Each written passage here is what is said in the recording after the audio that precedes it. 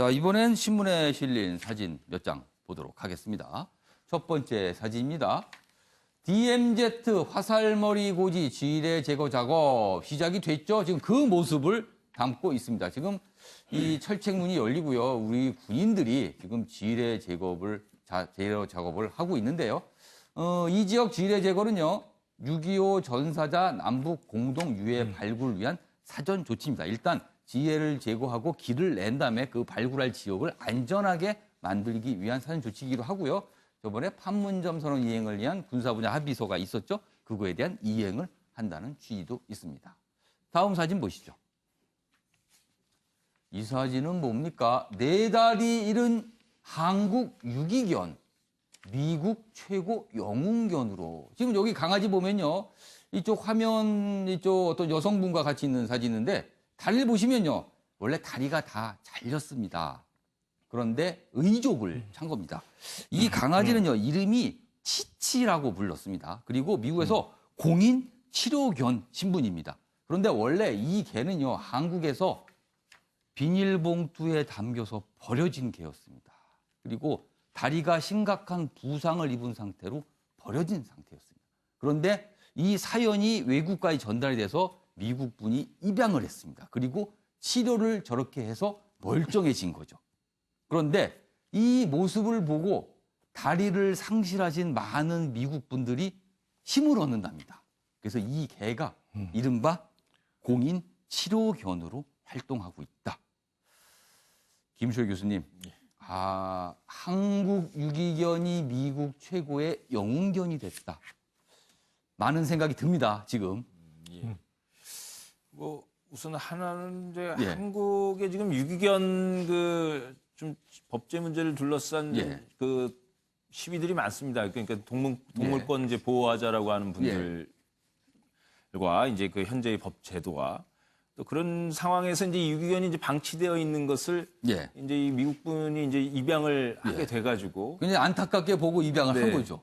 그런데 또 한편 이제 이 그 지금 다리를 잃은 여러 그 이제 장애 환자들이 강아지를 보고 이제 용기를 이제 갖는다. 단순한 그냥 멀쩡한 강아지를 보는 것보다 저런 모습의 강아지를 보면 더 힘을 얻을 수 있을 것 같습니다. 그래서 이제 뭐 다른 하나는 뭐 한편으로는 강아지한테 이제 용기를 이제 얻어야만 하는 또 이제 그런 여러 그 사회적인 미국의 그런 이제 한 모습도 보여주지만 또 한편으로는 이제 그 우리가 지금 반려견 뭐 등등 해서 인간과 이제 동물의 관계 상당히 지금 예전과 다른 상황에 와 있는데 또 그런 이제 변화하는 시대상도 보여주는 것이기도 하고요. 아무튼 뭐 하여간 한국에선 버려졌던 개가 가가지고서는 저렇게 또 저런 사람들에게 용기를 준다고 하니까는 참 뭐 여러 가지 그 감동적이기도 하면서도 또 씁쓸한 측면도 있고 그렇습니다. 한국에선 유기견, 미국에선 영웅견.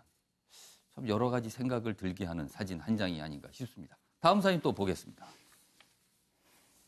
자, 이번 사진은요. 시속 1000km 하이퍼루프 첫 공개. 지난 2013년 일론 머스크 테슬라 최고 경영자가 적극적으로 주장을 했죠. 이런 하이퍼루프. 진공광 상태에서 자기 부상 열차가 들어가서 순식간에 이동을 하는 이른바 하이퍼루프라 부르는데요. 첫 시제품이 나왔습니다. 스페인에서 공개됐는데요. 미국 스타트업 업체 하이퍼루프 운송기술 TT라고 약자로 돼 있네요. 초고속 진공열차 실물 크기 시제품을 전시했다. 이런 기사입니다. 이 정도 나왔으니까 보니까 빠른 시일 내에 시속 1000km를 타고 열차 이동을 하는 세상 올 것 같습니다. 자, 이번엔 제가 자리를 이동해서 다른 기사도 보겠습니다. 여기 있습니다. 보시죠. 제목이 이렇게 달려 있습니다. 한국일보 기사인데요. 연대 신촌 원주 캠퍼스 때 아닌 통합 논란의 몸살이다. 이렇게 돼 있습니다. 이게 무슨 얘기일까요? 교육부가 원주 캠퍼스 하위 평가 진단을 했죠. 그래서 뭐 정원을 줄여야 되는 이런 상황이었었나 봅니다. 그런데 김용학 총장이 단체 이메일을 보내서요. 본교, 분교 체제에서 뭔가 전환을 하겠다 이런 언급을 했습니다. 그러자 이게 통합으로 읽혀서 신촌 캠퍼스에서 강한 반발이 나왔다. 이런 얘기입니다. 자, 그럼 학생들이 어떻게 반발하고 있을까요? 여기를 보시면요. 학교 측이 당사자인 학생들을 배제한 채 독단적으로 벌이는 캠퍼스 통합 계획을 규탄한다. 이렇게 반발하고 있다 그럽니다. 그런데 일각에서는요. 입학 점수가 현격히 차이나는 원주 캠퍼스와 신촌 캠퍼스의 통합을 받아들일 수 없다는 속내가 있는 것이다. 이렇게 또 해석을 합니다. 이렇게 반발을 하자 학교 측이 또 설명을 합니다. 그게 아니다라고. 여기 보시죠. 혁신 방안의 일환으로 신촌 캠퍼스와 교류 협력 강화를 논의한 바는 있으나 학생들이 언급하는 통합과는 괴리가 있다. 설사 통합이라고 해도 교육부와 재단이사회 학생의 동의가 필요하기 때문에 성급하게 결론 지을 문제는 아니라고 해명을 했다. 이게 해프닝일까요? 아니면 진짜 우리 사회의 어떤 단면일까요? 김수열 교수님, 일단 두 교수님 나오고 계셔서 두 교수님께 의견을 좀 여쭙겠습니다. 일단 김수열 교수님. 우리 사회의 이제 단면이고 예. 우리 대학 교육의 이제 현실을 보여주는 건데요. 네. 지금 뭐 이제 학생들이 만약에 이제 뭐 입학 점수를 이제 내세워가지고 네. 통합은 안 된다라고 네. 하는 것도 어떻게 보면은 좀 비전이나 이런 게 이제 마련되어 있지 않은 거죠. 이 젊은 세대들도. 그러니까 지금 이제 새로운 이제 교육 환경에 맞춰가지고 뭐 그걸 통합이라 부르든 뭐라고 부르든 간에 재편을 해야 되는 거거든요. 네. 지금 여러 가지 그 또 이제 수도권과 이제 지역이라고 예. 하는 부분에 대한 고려까지 해서 예.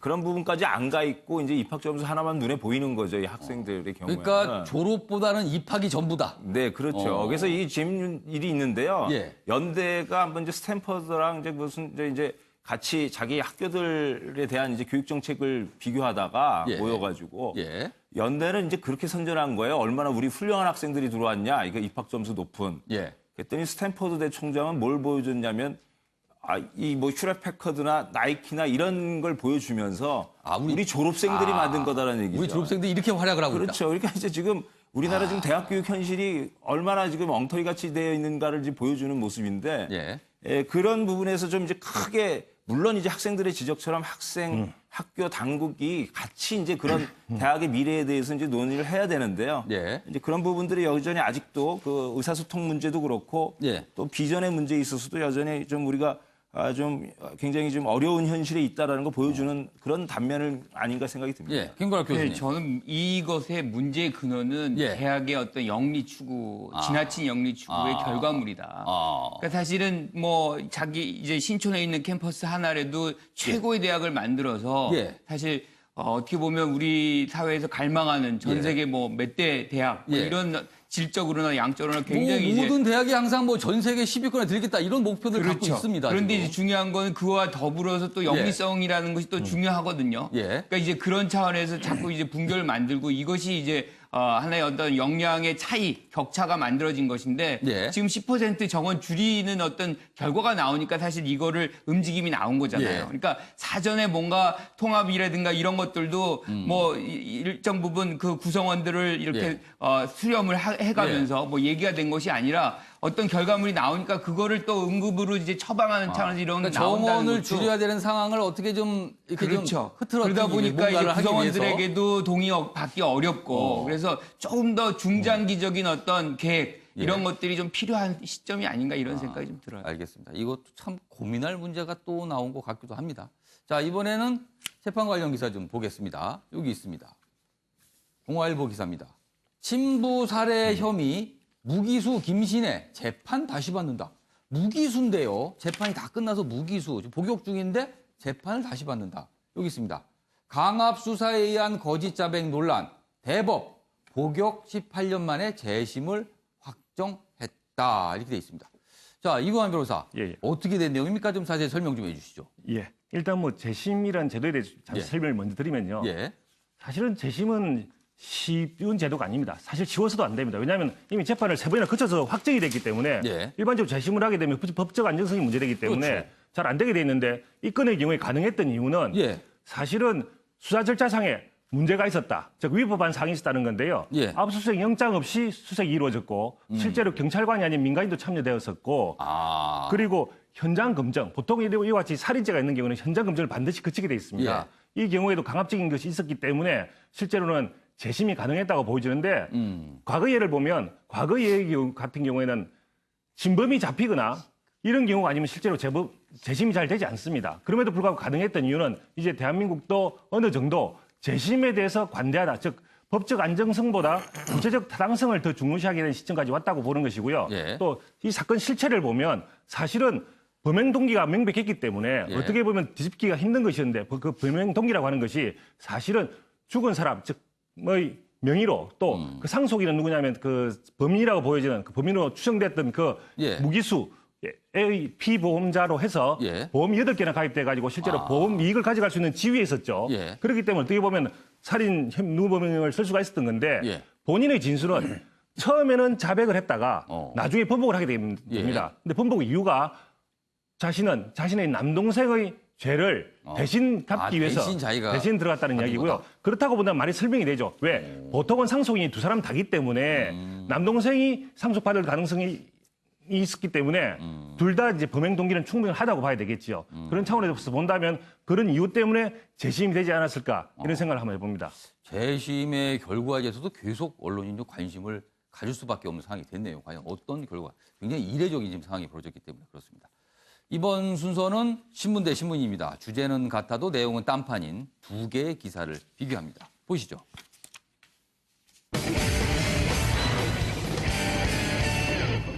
오늘 신문 대 신문 주제는 고교 무상교육 정책입니다. 먼저 동아일보는요. 벼락치기 고교 무상교육 내년 당겨 시행 논란이다. 당겨서 시행을 한다. 이렇게 얘기를 했고요. 경향신문입니다. 무상교육은 대세다. 윤회 장관 취임으로 탄력을 받았다. 한쪽은 당겨서 하는 것이다. 한쪽은 탄력을 받았다. 이렇게 평가를 하고 있습니다. 신문 보겠습니다. 먼저 동아일보입니다. 제목이 지금 방금 보신 내용 그대로군요. 벼락치기 고교 무상교육 2달 내 정책 수립 예산확보 끝내야. 윤회 교육 내년 당겨 시행 논란 교육부 정책 연구도 안 끝난 상태다. 3개 학년 동시 도입된 2조 필요하다. 포용국가 정책 따라 조기 실행하는 것이다. 그런 거 아니냐 이렇게 분석을 했습니다.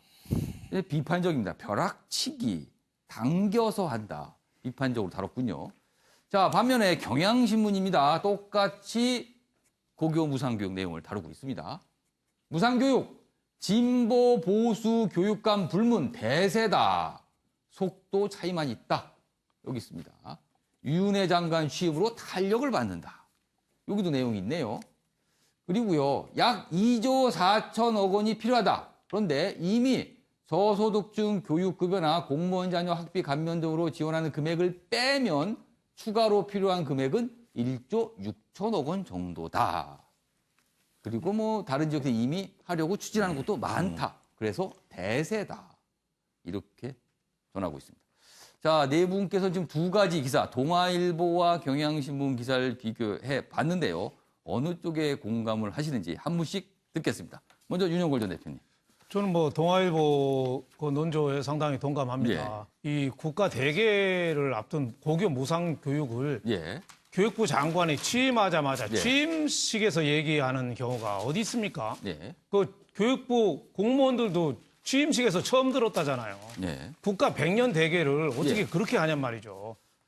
준비된 상태에서 예산도 확보도 해야 되고 지금 어떻게 국회를 설득할 거예요. 예. 그러니까 너무 어떻게 보면 서두르는 측면이 있다. 그래서 저는 이게 부동산 축소판이라 부동산 대책의 축소판. 예. 부동산 투기를 잡겠다는 생각은 그건 우리 찬동하죠. 예. 하지만은 수요 공급을 잘 맞추고 통화 공급을 맞춰서 부동산을 잡을 생각을 해야 되는데 무조건 투기꾼하고 전쟁만 하다 보니까 더 판이 커졌거든요.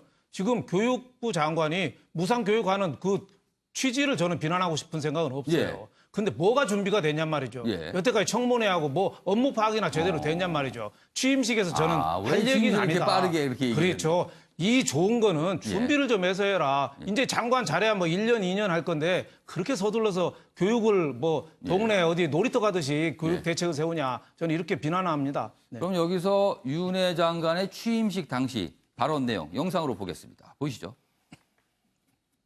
참여정부에서 중학교 무상교육을 완성했고 문재인 정부는 고등학교 무상교육을 실현하겠습니다. 고교 무상교육을 2019년으로 앞당겨 실현해 전국 130만 명의 고등학생 자녀를 둔 부모님들에게 실질적인 도움이 되도록 하겠습니다. 네, 김철 교수님. 예. 두 가지 신문 봤는데 어느 쪽에 좀 공감을 하세요? 저는 아까 그 말씀해주신 윤 대표님이 하신 말씀이 맞는 것 같은데요. 이게 뭐 동아일보의 문제제기가 뭐 지금 타당하다고 보여집니다. 그러니까 지금 뭐 고등학생 자녀를 예. 둔 저 130만 예. 부모님들의 이제 걱정을 덜어드리겠다 했는데 사실은 저 부모님들을 포함해가지고 지금 고등학교 자녀를 둔 학부모들이나 그 고등학생들의 우려는 예. 이 무상교육이냐 아니냐의 문제가 아니고 사실은 입시교육이든 뭐 또 혹은 장래적인 이후 진로나 이런 부분에 대해서 전혀 희망을 주지 못하는 교육이라고 하는 게 더 문제거든요. 또 거기에다가 뭐 성적 좋고 예. 점수 좋은 애들만 별도로 예. 또 이제 치중해가지고 교육시키는 그런 교육 현실이거든요. 그래서 방금 저희가 연대 관련된 이게 네, 그래서 상황을 좀 봤는데 그런 대학의 또 현실도 있고요. 예. 그래서 그런 문제들을 좀 가지고 고민하고 예. 대책을 만들어가겠다는 약속을 취임식 때 하시는 것이 훨씬 좋지 않았는가. 이거는 지금 보나마나 불 보듯이 뻔한데요. 논쟁이일 거라는 걸. 예. 왜 이제 이렇게 취임식 때 말씀을 하시는지 상당히 좀 납득하기가 쉽지 않습니다. 알겠습니다. 김관학 교수님. 뭐 당위론적으로 얘기를 한 거라고 생각을 해요. 그리고 이제 그 부분은 실무적으로 어떤 예. 과정을 거쳐서 추진하는 건가는 예. 뭐 사실 교육부에서 예. 이제 안을 만들어내겠죠. 그리고 그것을 공청회 같은 거나 뭐 그런 걸 통해서 이제 국민들과 예. 공감을 형성을 할 텐데 예. 중요한 건 사실은 저는 의무교육을 해야 된다는 예. 것이죠. 그래서 경향신문 논조가 맞다. OECD 국가 중에 고등학교 의무교육이 그 무상교육이 아닌 데는 한국뿐이 없습니다. 대세다. 그러니까 그렇죠. 이거. 그리고 문제는 우리가 교육을 의무라 그러잖아요. 예. 그만큼 교육을 받아야만 하는 것이거든요. 그래서 모든 국가에서 여기다가 투자를 하는 것인데 우리는 그 부분에서 고등학교까지도 아직도 사실은 등록금을 내고 다닌다는 거는 그럼 우리 정도 수준이라면 고등학교까지는 무상으로 이미 좀 했어야 해야 되는 된다. 부분이라고 봐요. 그래서 그런 부분에서 우리가 좀 뒤처진 것이고 미국의 우리가 경쟁력은 사실 교육에서 나오잖아요. 예. 중국과 뭐 패권 예, 경쟁을 예. 한다고 해도 사실 미국의 어떤 교육의 어떤 역량 예. 이런 것은 뿌리 깊은 교육의 역량이 이제 아까 스탠포드 사례도 아까 그렇죠. 말씀 초중고등학교의 예. 의무교육에서 비롯됐다고 얘기할 예. 수 있거든요. 그래서 그런 부분에서 우리 의무교육으로 이제 무상교육으로 가는 건 맞는 것인데 예. 절차적인 것, 그 정도의 준비 이런 건 또 다른 얘기고 또 철저하게 준비해서 가야 되겠죠. 알겠습니다. 이교환 변호사. 예. 유은혜 교육부 장관, 사회부 예. 총리 사실은 뭐 임명될 때부터 논란이 많았는데요. 예. 여전히 논란이 많이 있지만 사실 그 논란의 이유 자체가 첫 번째 전문가가 아니다. 두 번째 이념적 편향성이 너무 강하다. 다른 뭐 도덕적인 거 다 빼고 예. 전문가도 아니고 이념적 편향성도 강하고 예. 그리고 세 번째는 무엇보다도 총선을 1년 앞둔 시점에 예. 실제로 1년짜리 장관 아니냐. 그런 분이 100년 대계를 책임지는 장관직을 수행할 수 있느냐 이런 게 문제가 있었는데요. 예. 이 부분을 그대로 드는 것이 지금 취임식 일관이라고 봅니다. 예. 왜냐하면 지금 교육부의 현안들은 여러 개가 있는 거거든요. 즉 대학 입시 문제라든지 예. 그리고 유치원 방과 후 영어학습 문제라든지 이런 현안들을 전혀 이야기하지 않고 본인은 지금 무상교육을 먼저 얘기하지 않습니까? 물론 고등학교 무상교육 반드시 필요하고요. 실제로 2020년부터 단계적으로 하기로 예정돼 있는 겁니다. 예, 예. 그것을 굳이 1년 당겨서 한다. 즉 대학 입시도 얘기하지 않고 유치원 영어 방과 후 영어 교육도 얘기하지 않고 다른 현안이 급한 게 많은데. 급한 게 많은데도 불구하고 자기 임기 내에 해야 될 것을 단계에서 하는 까지 굳이 필요한가? 그것은 본인의 어떤 세 가지 비판에 대해서 그 비난을 잠재우기 위해서 이야기한 것인데 예. 결국은 본인의 성향 그대로 드러난 거, 즉 패착이다. 이렇게밖에 볼 수가 없는 것이죠. 오늘 유은혜 교육부 장관이 국회에 출석합니다. 대정부 질문, 사회 분야 대정부 질문에 나서는데 아마 많은 의원들이 질의를 할 것 같습니다. 이 내용에 대해서.